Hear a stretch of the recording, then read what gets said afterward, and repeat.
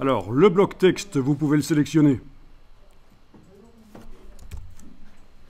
Le calque texte est déverrouillé, donc ça marche, on arrive à le sélectionner.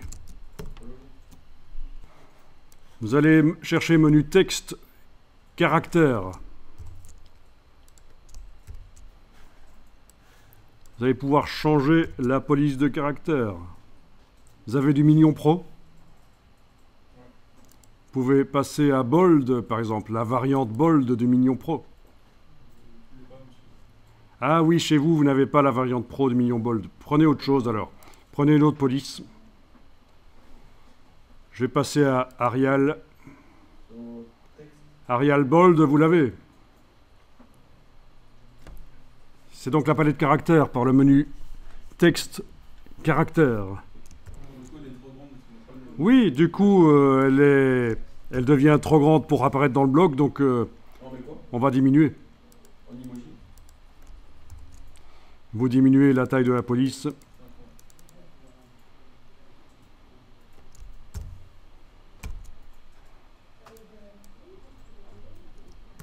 Tu prends ce que tu veux comme police. Là, j'ai pris Arial. Alors, choisir la police des caractères. Si vous regardez dans la palette des outils, les couleurs là, c'est les couleurs sur le bloc qui contient la police. Mais il n'y en a pas. Pas de couleur de fond, pas de couleur de contour. Et c'est ce qu'il faut. On veut que la police se surimpose à l'image. Se superpose comme ça à l'image. Changer la couleur de la police, vous allez pouvoir indiquer que vous allez changer ici la couleur de la police. Avec le petit T ici, à cet endroit-là.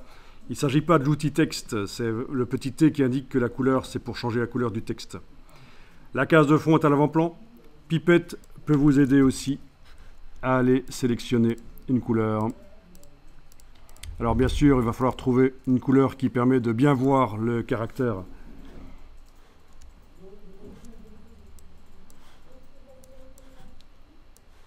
Sinon, vous pouvez aussi créer une couleur dans le nuancier. Mais, est-ce qu'il n'y a pas déjà une couleur qui est faite pour le titre?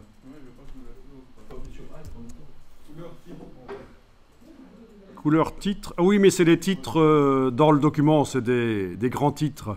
C'est pas le titre de la couverture. Donc il n'y a pas de couleur pour le titre de la couverture. Oui, c'est ça. Avec la pipette, je vous rappelle qu'il faut garder la touche Alt enfoncée si on veut qu'elle continue à rester en mode prélèvement.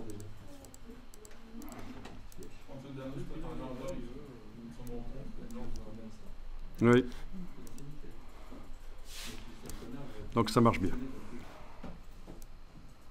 Alors, vous pouvez choisir de faire autrement. Donc, vous pouvez créer une couleur spécialement dans le nuancier là pour le titre. Ou alors, vous pourriez aussi dire, tiens, oui, ok, on la met comme ça. Mais on va mettre un contour. Un contour quoi? Un contour blanc, par exemple? Voilà. Contour blanc sur la police. Par la palette contour, menu fenêtre, contour, on va pouvoir gérer le contour bien sûr, parce que là c'est horrible, c'est trop large. Menu fenêtre, contour. Ah tiens, on a même des petites cornes qui sont apparues là. Ça foire un peu. Ok. Donc, voilà, ça peut être une solution. Mettre un contour, par exemple blanc. Pourquoi blanc? Ben parce que c'est la couleur du papier. Si je commence à multiplier les couleurs, couleur du lion derrière, couleur pour le fond du caractère, une autre couleur pour le contour, ça devient n'importe quoi. Difficile à maîtriser. Ok.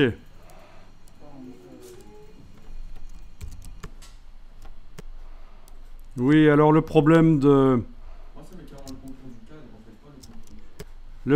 petites cornes là sur le M, vous pouvez le régler avec la pointe ici. Vous êtes à 19 aussi. Si vous mettez 1, touche tabulation pour valider ce que vous avez mis là. Tab. Les petites pointes vont disparaître. Ok, je vais mettre plutôt 2 parce qu'entre 1 et 2, il y a quand même une différence. Attendez un peu.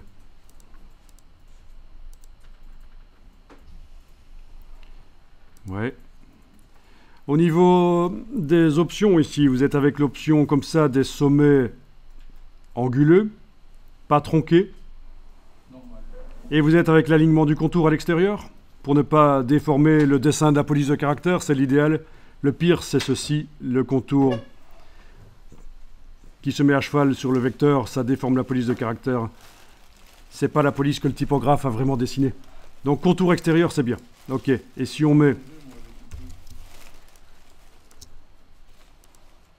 un seul en pointe, c'est tronqué et c'est pas génial.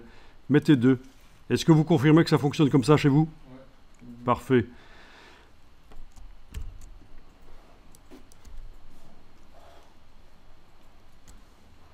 Au niveau de l'épaisseur, bien sûr, on peut indiquer des valeurs intermédiaires. 1,4, touche tabulation, etc. C'est vous qui voyez comment vous allez faire le contour.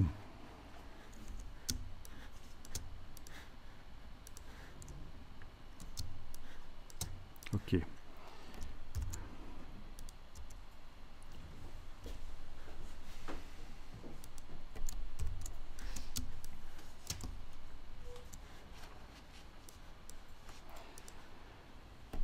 Donc à aucun moment ici on a été joué avec l'outil texte pour aller sélectionner le texte. On a sélectionné le bloc avec la flèche noire. Et ça marche. Ça modifie l'entièreté du contenu du bloc. Voilà.